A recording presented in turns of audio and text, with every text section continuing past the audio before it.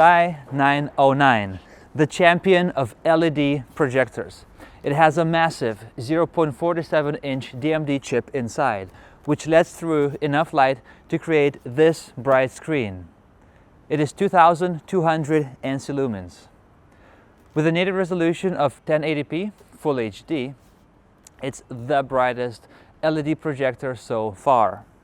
The Sky 909 also has a hefty 33,000 mAh battery, which is enough to play movies for over 2 hours.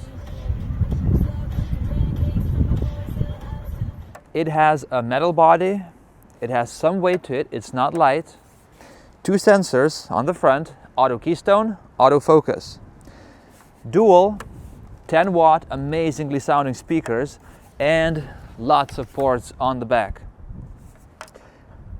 It's powered by Android 11 and it supports things like HDR10, HDMI CEC, HDMI ARC.